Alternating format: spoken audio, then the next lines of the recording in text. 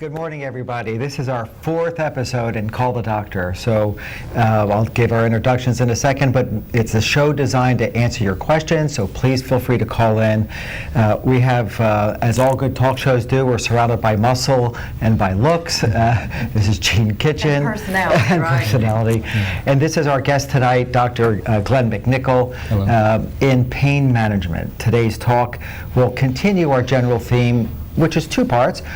One, that you can keep quality care local, and two, that you don't have to live in pain, regardless of whether we talk about hip replacements, knee replacements, or any other surgery. There are surgical and non-surgical ways of treating everything. We at Carolina Regional Orthopedics and all of the practices that we're going to emphasize on the show really specialize in non-surgical treatments first, and reserve surgery only if it's a last resort. To that end, I'd like to introduce you to Dr. Glenn McNichol. He's an important part of my practice. We practice together. He's in fact our practice business manager because he's the smartest guy in the office. So tell us a little bit about you, Glenn. I'm an anesthesiologist by background training. I did my training in Philadelphia at the University of Pennsylvania and Children's Hospital. And I've been in practice for 30 years, and pain management has been a large part of my practice for that entire time. I've been with Carolina Regional Orthopedics as their pain specialist, managing chronic pain issues, diagnosing and treating them for the last 7 years. I came here because it's a good practice, and there's certainly a demand and a need for treating pain in orthopedic patients. So basically, I have been treating an assortment of pain issues over the years, but now focus mostly on orthopedic-oriented pain issues. And that helps. When we look at chronic pain statistics in the United States, 50 million Americans suffer from chronic pain. Now, we're not talking about people who fall down and break their ankle that I operate on or cast and they get better. We're talking about people with pathologies that just simply don't go away.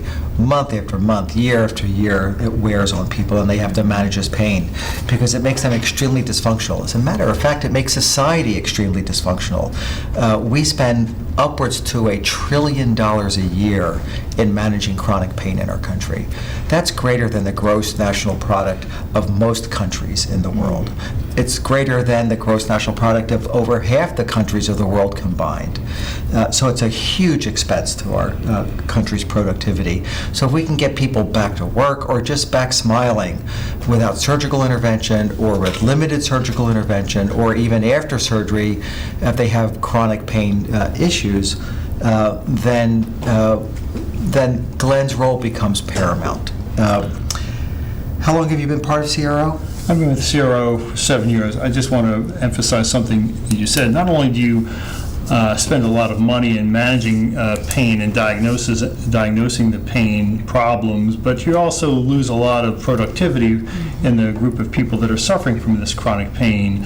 It's the number one cause of disability in this country is chronic pain or disability associated with the chronic pain that prevents an individual from returning to work. So certainly there's a huge need for us to address how to better manage chronic pain when there's not a fix to be had for the underlying problem.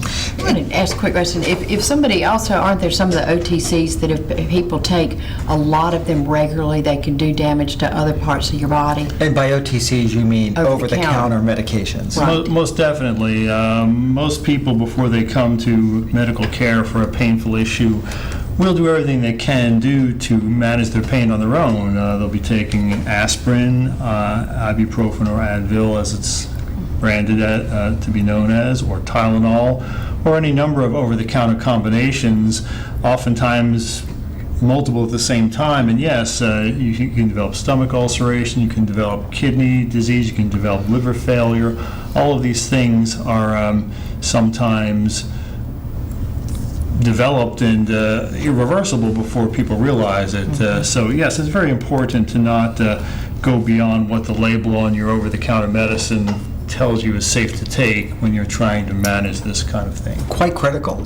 Over 16,000 60,000, or I said that wrong, 60,000 people a year get compromised by anti-inflammatory pills. 16,000 die from bleeding ulcers and other bleeding complications from these medicines.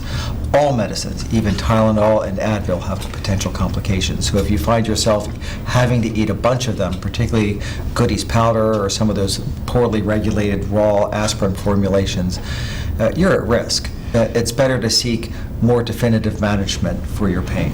I'm constantly counseling people to recognize that just because it doesn't say Tylenol on the label doesn't mean there's not Tylenol in the product. Acetaminophen is the generic name for Tylenol, and just because it doesn't say Advil on the label, it doesn't mean there's not Advil in the product. Ibuprofen is the generic there. So you have to be really careful when you take medicines for pain over the counter to read what's in it. Just because there's 3 different names doesn't mean they don't have the same ingredients. And you're right, but it's not even pain medicines. Alka-Seltzer, which is not designed to treat pain at all, has aspirin in it for some crazy reason. And so if you have a bleeding ulcer disease, who would think to read the small print on Alka-Seltzer, something we take for granted, but it can aggravate a bleeding ulcer or cause one if you're on the edge of it. Cold medicines often have either ibuprofen, aspirin, or Tylenol in it. Sleep aids will sometimes have Absolutely. Tylenol PM. You think of it as a sleep aid, but it's Tylenol with... You could clearly overdose on Tylenol. Right. What kind of general pain problems do you treat? Well, being in an orthopedic practice, I see a lot of joint pain. We talked briefly about the pain problem in the country and in the world. There's studies and surveys that have demonstrated that almost 9% of the population of the United States has reported to have some degree of chronic pain, and more than a quarter of those people have reported that the pain has been a major disruption for their lifestyle and persistent for more than 5 years. Among the people that have these complaints, more than half of those people tend to have pain involving the extremities or the joints, meaning the knee, the ankle, the hip, the shoulder, and then another third of people tend to have back pain. So that pretty much reflects what I see. If you look at those numbers, 80% of chronic pain sufferers that have pain enough to disrupt their lifestyle tend to have pain in the back or the joints. The numbers are pretty scary when you think about it. 1 in 5 Americans suffer from chronic pain to some degree. Do people come to you looking for a cure? Sometimes, but being in a specialty area, frequently the people that I see have been referred either from their primary care physician or from an orthopedic surgeon or from a spine surgeon, and so they've often had evaluation and have often been told this is not a fixable problem. So oftentimes they come to me with the understanding that they're looking for a way to manage their pain, a way to make their life more comfortable and improve their level of function. Once in a while, though, I will see somebody who wants me to give them a cure, which I generally have to emphasize there's limits to what can be done. I will see people sometimes that have not had a surgical evaluation, and it's possible that some people I see do have a potential cure for their condition. We do a lot of joint replacements in our practice. I don't do them, but Dr. Bernie Kempker is an outstanding joint replacement surgeon who replaces a lot of hips and knees. And Dr. Hardy Singh, who was on this show a couple months ago, also does a lot of shoulder replacements. And these conditions will often be completely curable with surgery. So if I see somebody who's not had an appropriate surgical evaluation, I will certainly make sure they see the appropriate person and maybe get a cure. But failing that, Go ahead. We want to tell people to call in. I think if you're watching and you've got a question, please feel free. It's 252-407-1111. I mean, how often do you get 2 experts here who are just wanting to answer your questions? So don't hold back. And if you don't want to be on the air, it's okay. We've got people in the control room who will talk to you, write down your questions, and bring them to us. So please feel free to do that at any point. Let's talk a little bit about people who look for a cure a little bit more. Very often, patients will get disappointed if they don't remember the conversations we have with them before surgery, and that we're not trying to necessarily guarantee 100% relief of your pain. Nobody can really give that guarantee. Many surgeries, although they may come up with a perfect radiographic result, meaning a great-looking x-ray afterwards, the incisions may heal fine, they can actually generate full strength and have a normal range of motion. But they still have some lingering discomfort, right? That's exactly right. Yeah, and so even though the surgeon and the patient will even acknowledge that they hit a triple or a home run on their surgery, really a reasonable outcome, they still may have some lingering sources of disability in the form of pain that even if you have a great outcome, we may seek the help of a pain management team to really put a bow on that package, to really try to increase their level of functionality or decrease their discomfort to an even greater degree. Do you deal with a population that have been operated already? And tell us a little bit about how you would treat them. Yes. So a typical example, we'll talk about a peripheral joint condition first, since that, as I already mentioned, is probably one of the more common sources of chronic pain. Let's say somebody who has a chronic knee condition ends up getting a knee replacement, gets technically a very good surgery, recovers very well from the surgery, gets complete range of motion of the knee, which they did not have before. They walk very well. The wound is completely healed, but they still hurt. That's not an uncommon situation. It's not all the time, but once in a while that will develop, and I will often see somebody like that and discuss the options. The knee's been replaced, so there's no longer a joint to be a source of pain. Sometimes a small amount of pain medication will suffice, and I don't hesitate to treat someone pretty conservatively if they can get by with a small amount of pain medication. But once in a while that's not adequate or they don't tolerate it. There's a treatment area that I have used very successfully that involves targeting the damaged, painful sensory nerves around the joint with a technique that has a big name called radiofrequency ablation.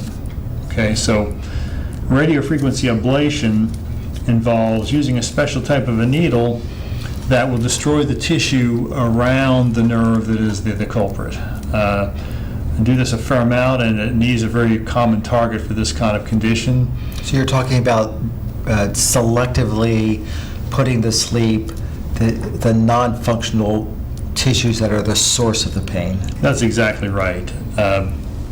Not just deadening it like you would with, say, Novocaine or numbing medicine, but actually destroying the tissue that the nerve passes through so that the nerve is disrupted. It's not a permanent solution because these nerves do have the ability and the tendency to grow back, but for a period of about 9 to 12 months it can provide excellent pain relief by disrupting the nerves that are causative. And when that nerve grows back, doesn't mean that it's going to grow back with pain. That's right. Oftentimes the nerve will grow back slowly and will not be a source of pain when it grows back. But if it does grow back and the pain returns, the same procedure can be repeated. So this is an easily repeatable procedure. That's a simple 30-minute outpatient thing that does not involve cutting, stitches, any significant amount of rehabilitation. What are the most frequent areas that you use that on? So we started talking about knee. That's very common, very simple, very successful. It's also useful for other body parts. It can be used for the shoulder. It can be used for the neck. It can be used for the thoracic spine in the rib cage area. It can be used for the low back. In fact, the low back is probably the area that is most commonly used for because it's been the best established way to means for the use of that treatment. Feet? Do you ever use it on feet? It doesn't really have a great application for feet at this point. There has been some attempt to use it to treat plantar fasciitis, but with limited benefits, so not too much for the feet. It's also used for the hip, though. I did not mention hip earlier. I mean, it just sounds like a great possibility, though, to buy time, pain, with negating the pain, and it's not drugs, it's not harmful to, and it just, a great way to treat it. And there's a population of patients that just simply can never have surgery. They've had, their hearts are fragile, they have a multitude of what we call comorbidities, which are other sicknesses that raise their risk of anesthesia so high that the chances of a bad outcome from the anesthesia are enhanced. And that sick population of patients often have intractable pain, and such procedures may be their only reasonable choice. Because the goal is to try to stay away from chronic narcotic use. There's a real large push throughout the country to eliminate the excessive narcotics that we honestly as physicians have advanced. We passed out too many pills over the last 15, 25, 30 years to the point that there were pill factories, there were offices that just gave narcotics very illicitly.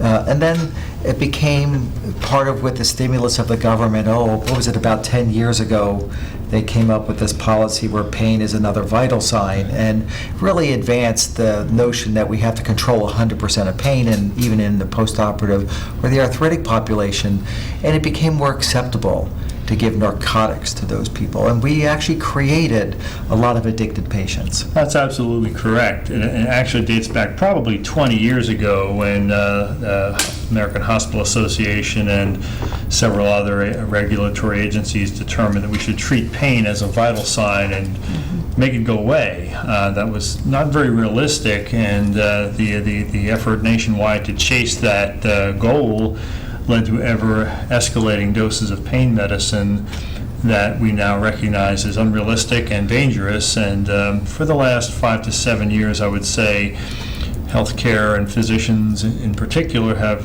gone out of the way to reverse that trend, and it's been reflected in the statistics for a gradual reduction in the illness, the morbidity, and the mortality, the deaths that can be attributed to prescription pain medicines. So a lot of what I do is intended to try to manage pain in ways that do not depend on the hazardous opioid pain medications at high doses.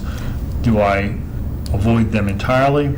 No, because there are some conditions for which alternative treatments don't work, and we do have to rely on something in the way of medication for pain. Unfortunately, there is not a lot of medications that are more effective for reducing pain than opioids. We try to stick to low dose and short usage, but we do tend to incorporate that in our treatment. When we get back from our break in a minute, we'll talk about the new government regulations, because I think it's important that people understand that government regulations that limit our use in prescribing medicine is actually a very intelligent paradigm for us to live within, so that we don't create as many addicted patients. It's easy to become addicted with medicines. I've had patients become narcotic addicted who've never had a history of it before.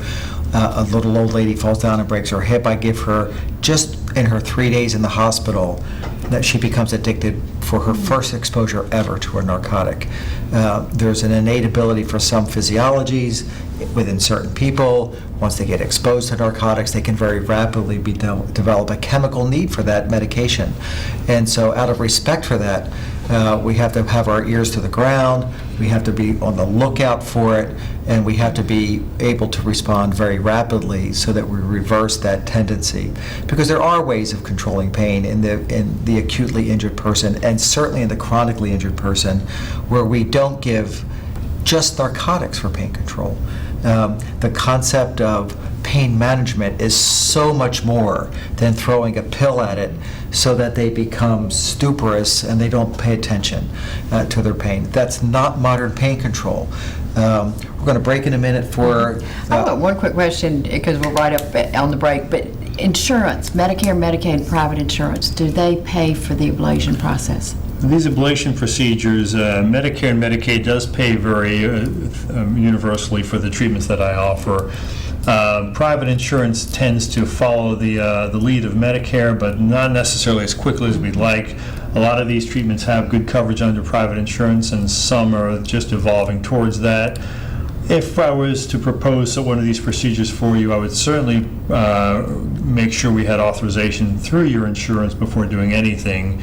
And once in a while, it requires me to make a phone call to speak with the insurance company's doctors, but we'll certainly never offer you a procedure that we believe is not going to be covered by your insurance. And by authorization, Glenn, means that we will check with your insurance company to make sure that you know in advance what they will pay for and what you may be personally responsible for.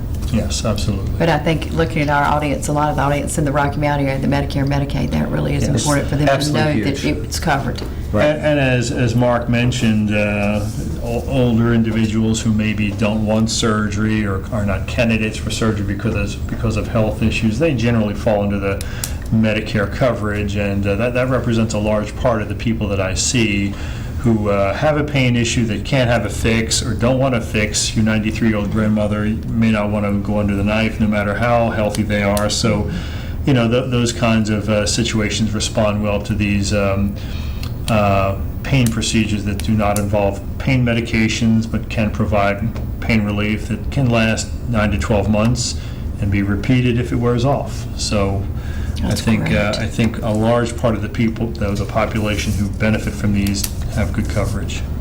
Want to take a break? Absolutely. We'll see you at the other side.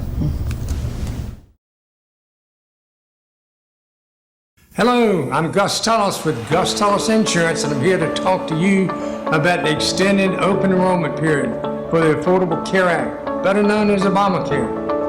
Enrollment is available to anyone under age 65. Pre-existing conditions will not disqualify you, and I'm here to inform you of the subsidy that can be available to you based on your household income. You may not even be aware of the potential to improve your current subsidy. You need to take action because the benefits are available if you enroll between now and the August 15th deadline. Now I'd like to take a moment and share with you the annual household income chart.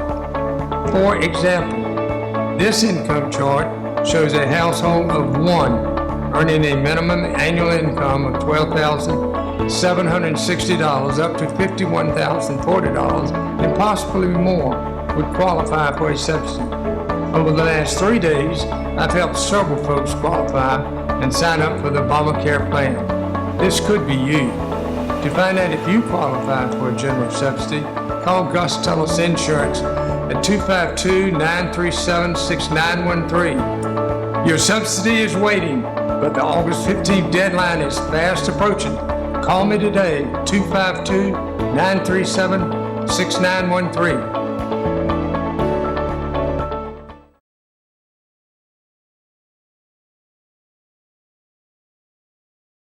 Okay, we're back, and we did have a caller who wanted to ask a question, didn't want to be on the air, but we've got it, and I will pitch it to both of you. A person broke his or her ankle. It felt great with just pain pills. Why not just keep getting the pills to fix the pain? Well, that is a good question, and that's exactly what we were exiting the last segment about. Narcotic pills cannot be kept for a long time. New regulations are designed to limit the narcotic use because we want to limit the addiction capability of the high addiction capability of these medications. Regulations tell us almost how frequently we can give them. Reasonable regulations, how long we can give them, and we have to clinically justify their use. We can't give them pain medicine if another doctor is prescribing. If you're under a pain management contract with a pain management doctor like Dr. McNichol, I can't give you any pain medicine at all that requires a prescription other than anti-inflammatories and such medicines. So these regulations are effective.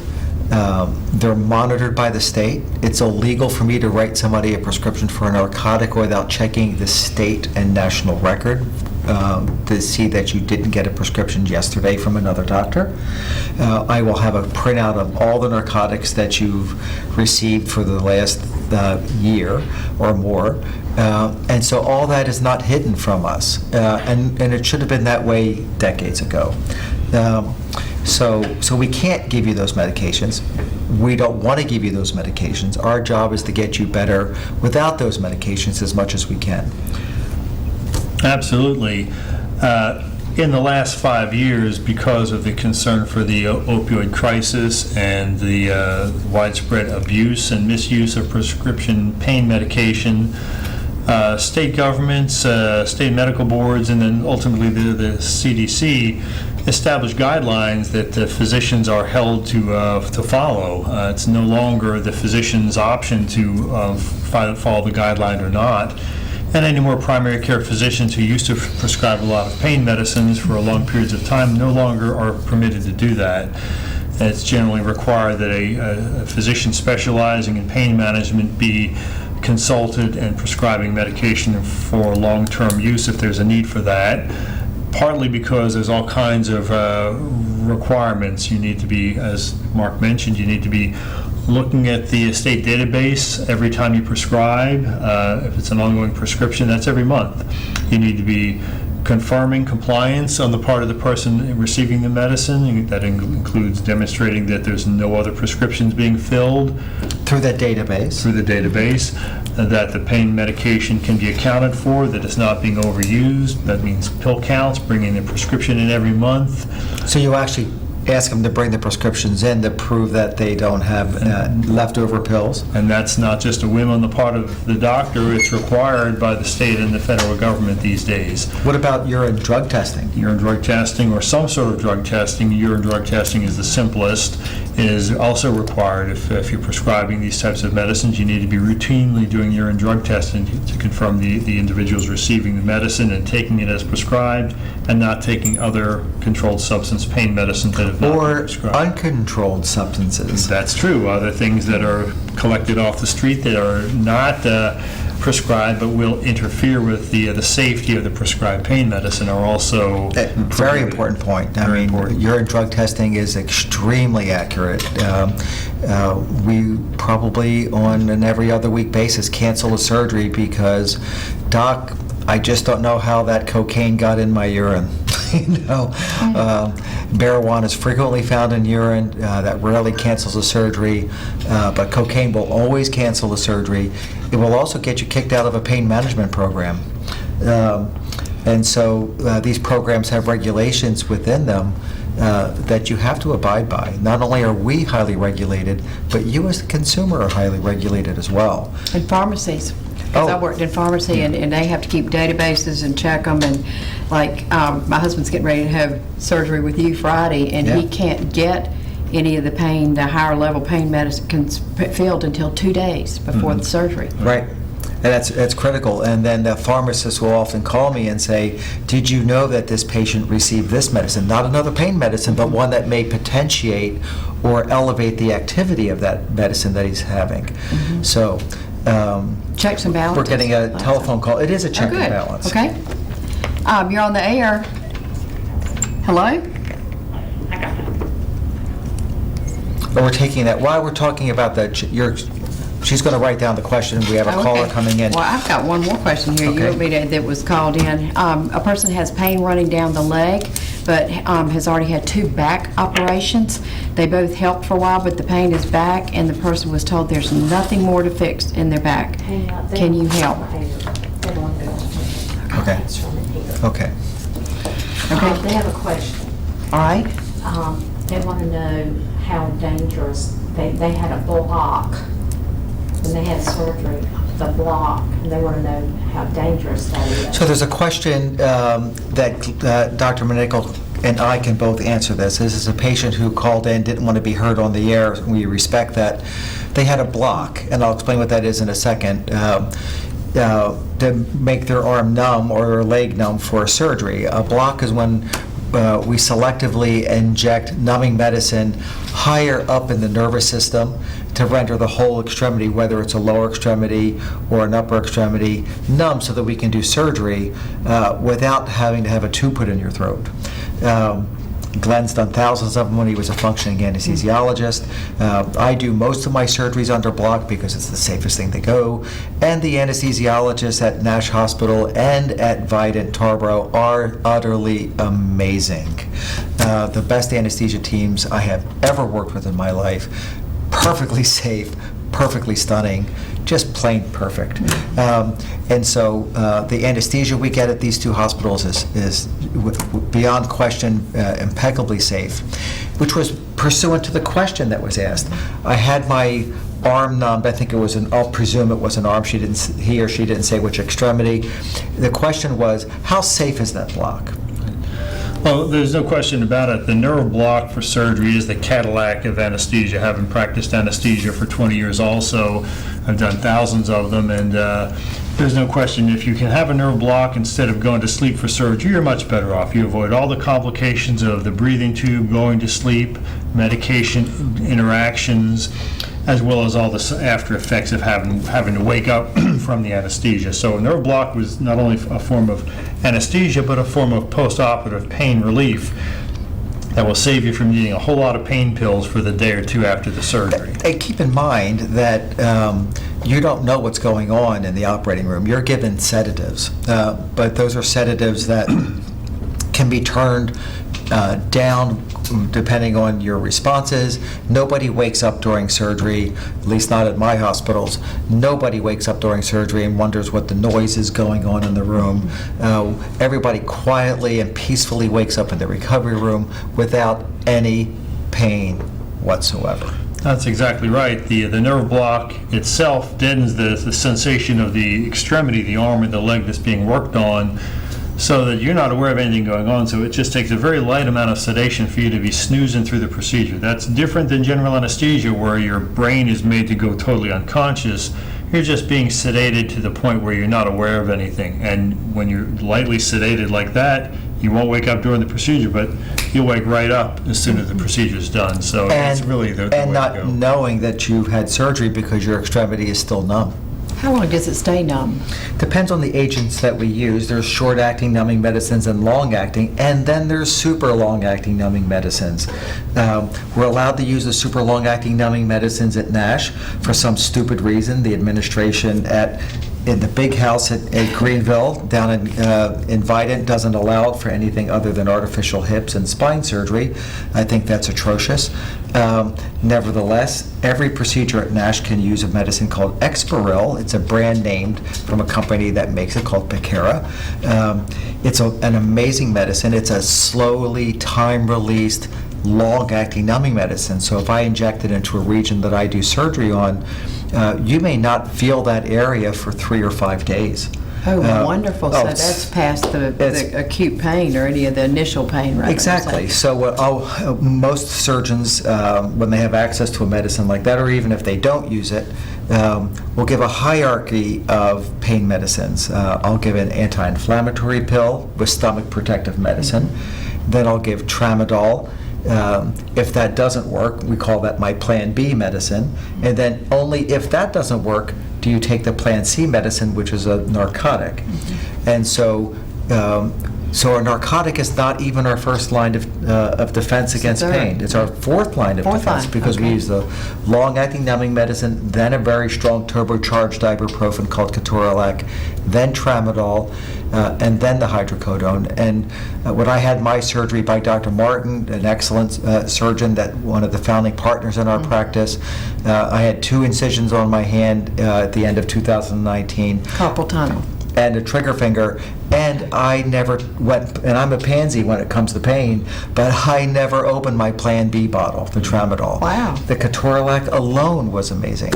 And so by adjusting the hierarchy of the medicines and giving the medications intelligently, we can really lower the chances of you needing that narcotic regardless.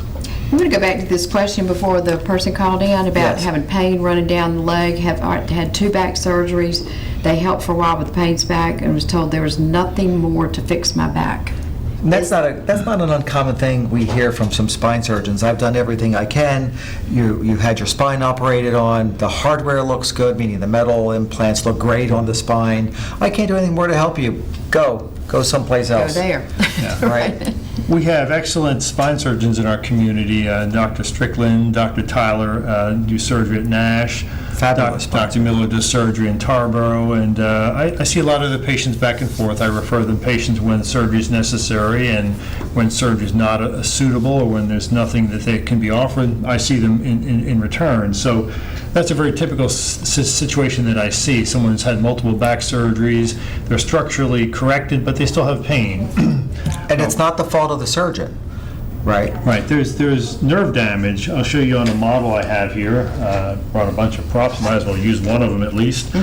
So here's a model of what the lumbar spine looks like. A typical thing that a surgeon will do is trim away the lamina, the bone here, which can be the culprit causing compression of the nerves. The nerve is the yellow structure. The little correct? yellow structures are representative of the nerves. This is your tailbone down here, and your head would be way up there. This is the low back, the vertebra of the low back, looking at it from behind. So trimming these bones will often decompress the nerve, but that doesn't mean the nerve is normal. The nerve may be compressed, and after decompressing it, it may still be abnormal. It may still be permanently damaged and a source of pain.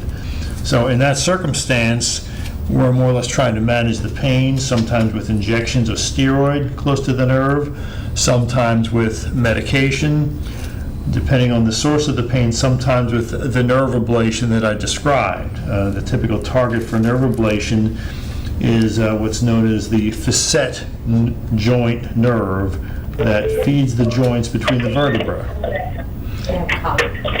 Okay, we've got a call. Okay, you're on the air. Hey. Hey.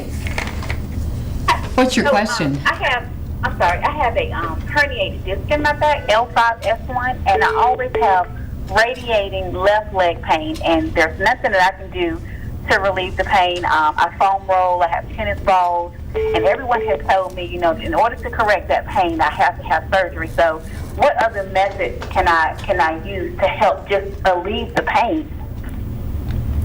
Okay, are you having numbness and weakness, or just No. pain? No, it's just pain. It's no numbness, Okay. no tingliness, none of that. It's just pain, and the pain is really deep in my buttock area, so I guess that's where the disc is. Right. And it radiates about halfway down the back of my thigh. So like I was just demonstrating on the model, the L5S1 is the bottommost disc, and that would sit around in this area, right across here. There's the disc. Try to swing that around so you can see it. There's what the disc would look like. If it's herniated, it's pushing on the nerves here, and it could vary and press on the nerves in certain positions, but not other positions. And probably the surgery that was being recommended is a trimming of the herniated disc, maybe the cutting of the lamina, called the laminectomy here, to decompress that nerve.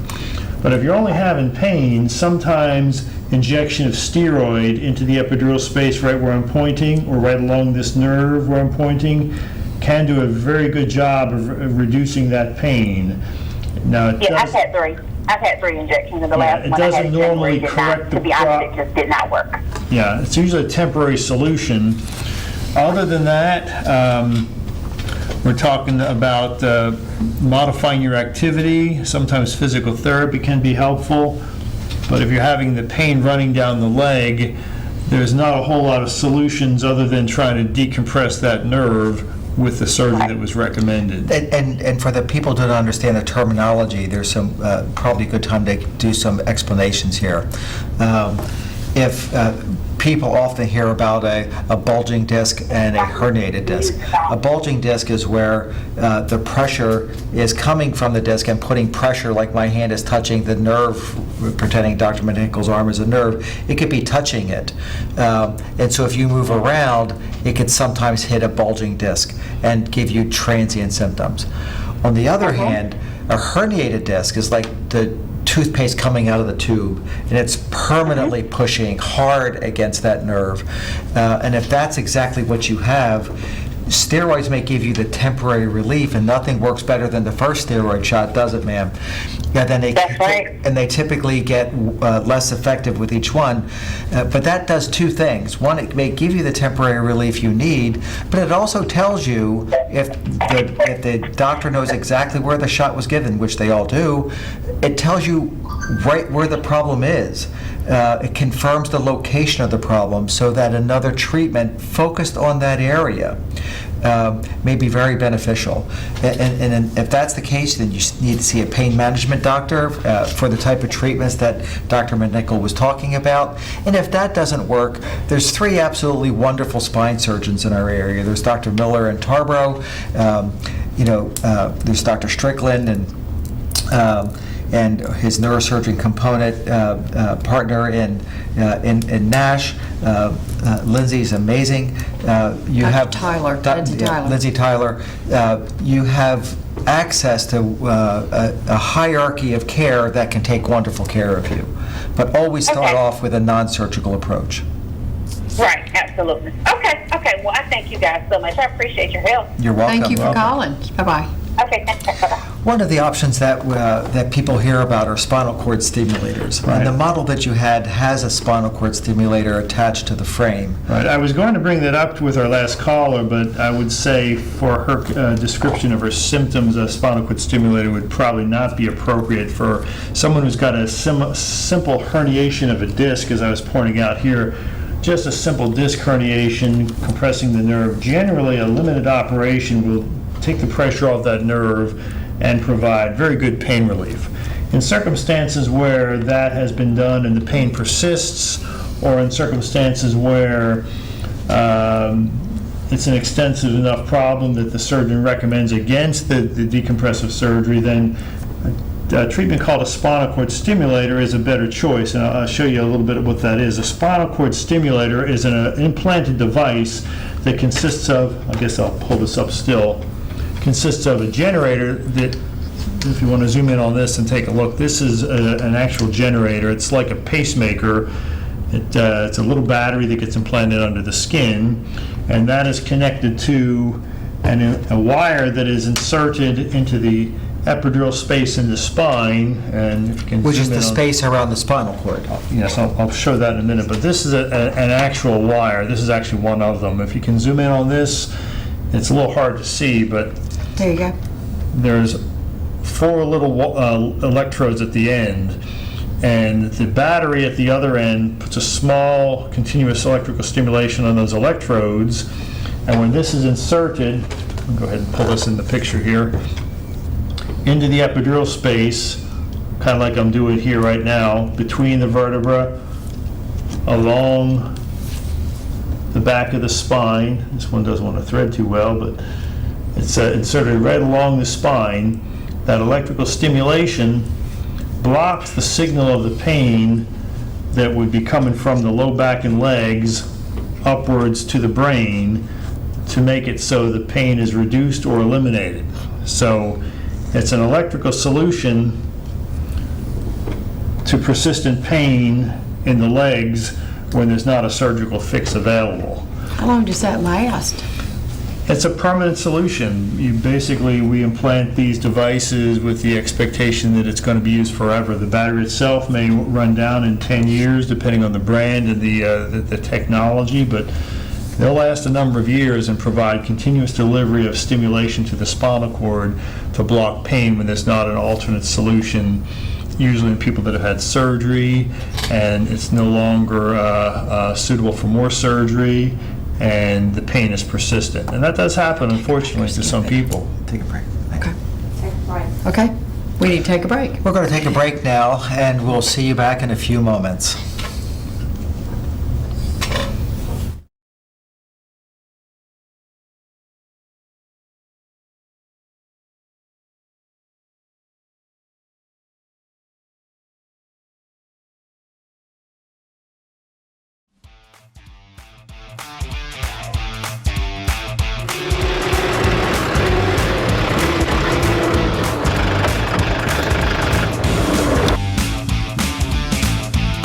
This is Nicholas Bellamy at Premier Equipment. I'm going to talk about the 4540 Mahindra. It's 38 horsepower, four-cylinder engine.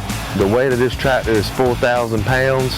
This tractor is perfect for bush hogging, distance, small garden, a hunting club tractor. Comes with a 7-year warranty, 2-year bumper-to-bumper, additional 5-year on the powertrain. You can have this tractor for $200 a month, and we have 20 of these tractors in stock. Premier Equipment is open during the week from 8 to 5:30 and on the weekends from 8 to 12.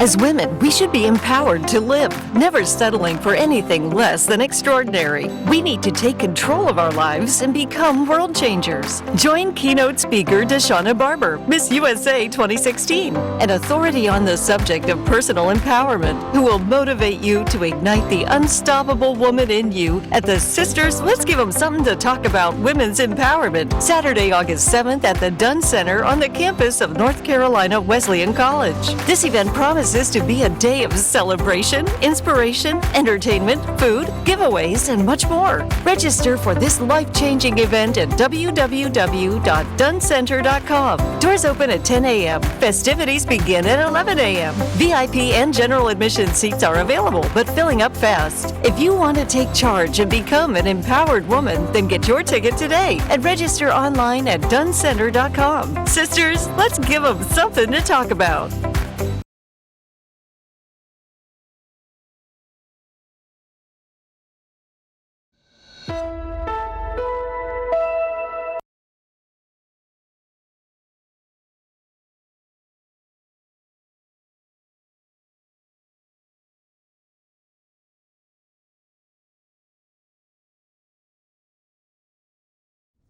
Welcome back, everybody, for our third segment in this introduction to pain management by Dr. Glenn McNichol. Dr. McNichol, we talked about ablation. We talked about spinal cord stimulators. Do you do these procedures in the office, in our procedure room? I'm glad you asked that. The ablation procedure can be performed in the office, but my experience has been most people appreciate the benefit of having a little bit of IV sedation, so I do that in the hospital. It's an outpatient procedure. They generally take 30 minutes or less, but it is normally done at the hospital. Now, the stimulator is done a little differently.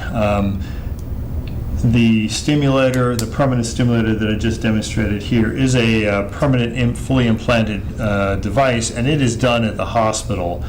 But because we want to make sure we're only offering this implanted procedure to people that will benefit, we do a trial that is done in the office. I perform that procedure.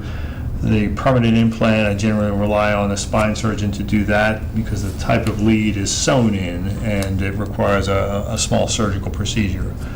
But the office procedure I do with local anesthesia. It's not a whole lot different than the epidural injection. I take a needle and basically insert a needle. Once again, I'll use the model here. Insert a needle between the vertebra, and I'll thread that little wire that I showed you through the needle. Fairly simple process. Under X-ray guidance, I thread the wire on up to where it needs to go. So you know exactly where you're going to put this. See exactly where it is. I know exactly where it ought to go. And once it's in place, I will test it by putting a small stimulation on it and demonstrating that you do feel the stimulation where the pain's been. So it's a simple procedure that takes 30 minutes or less. When you leave the office, you know for sure that the stimulation is covering the pain. You have a week of time to test it out and go about your normal daily routine with the trial temporary spinal cord stimulator. After a week, you report back to me, let me know how well it worked. If you thought it was extremely effective for pain relief, and oftentimes it's very effective, then we take the trial out and refer you to the surgeon to put in the permanent one in the exact same position. If you didn't get a benefit from it, well, that's good that we did the trial because we saved you an operation that was not going to help you. In my experience, we're pretty selective. We recommend the stimulator trial for people who we think are going to benefit it, and probably 90% of the people that we offer the trial for end up going forward with a permanent stimulator. 90%. That's truly an amazing number in medicine. Okay, had another call, didn't want to be on the air, but a person had a knee replacement several years ago. The knee still hurts. Doctor says there's nothing wrong with the implant, that I need to lose some weight. I've gained a little since surgery. Can the ablation help me? Well, that's a good question, and actually that's probably the group of people who I've found do best with the benefit of the radiofrequency ablation. Here is a model of a knee joint, and this is a plastic model of a knee joint without the kneecap or the patella in the front.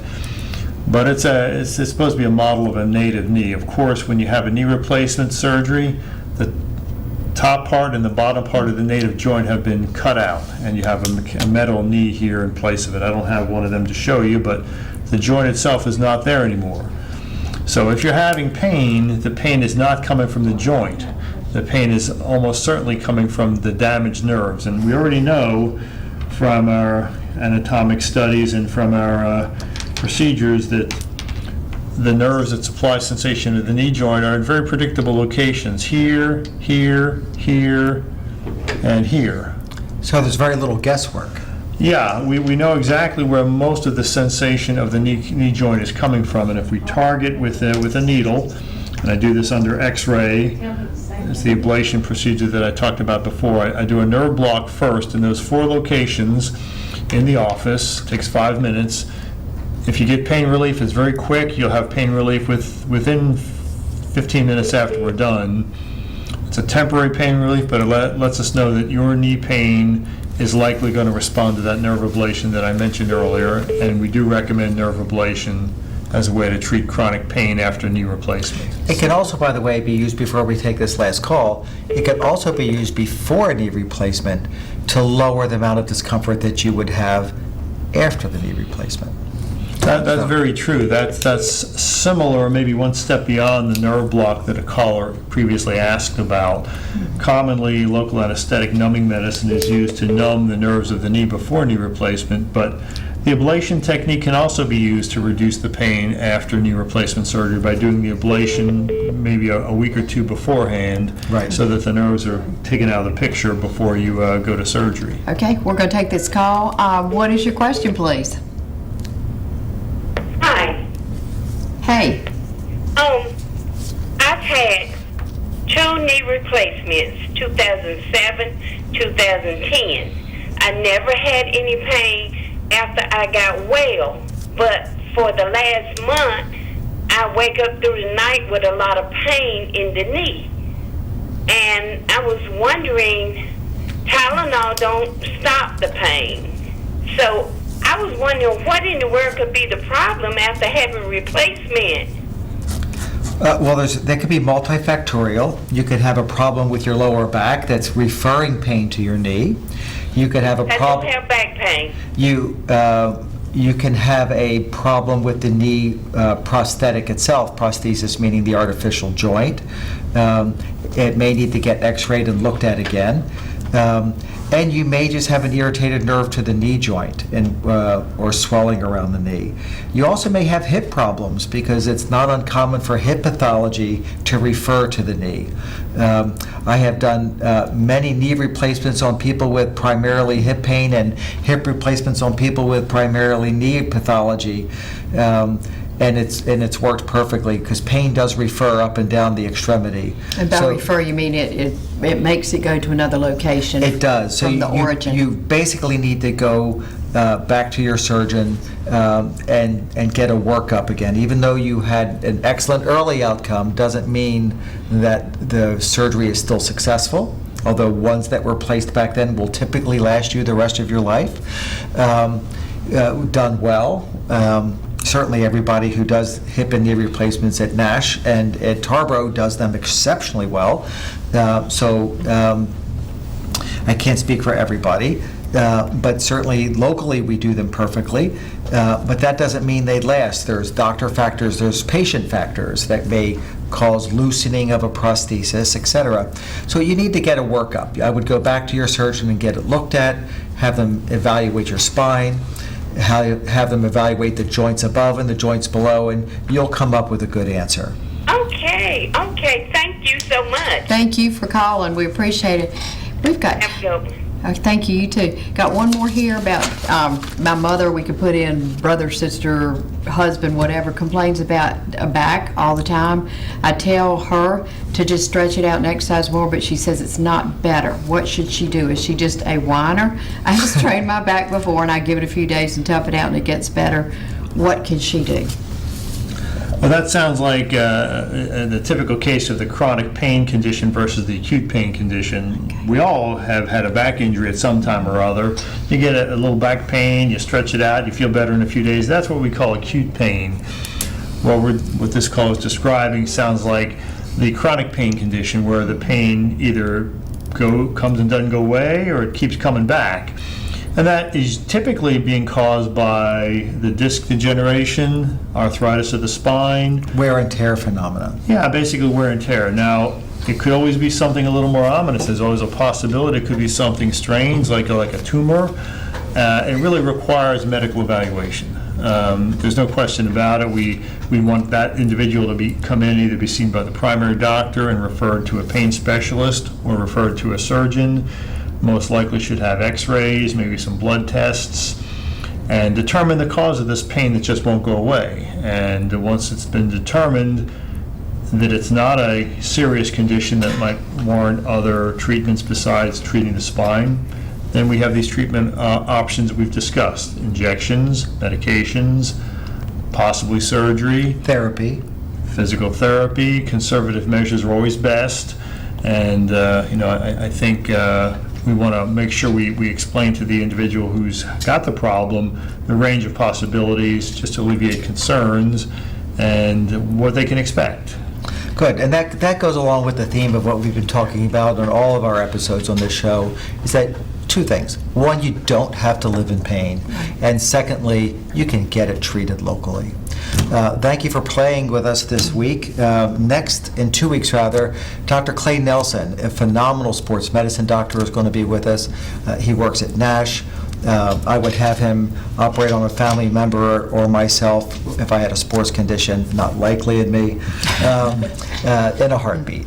He is absolutely phenomenal, and he's going to be our guest in 2 weeks. Thank you for joining us today. Thank you.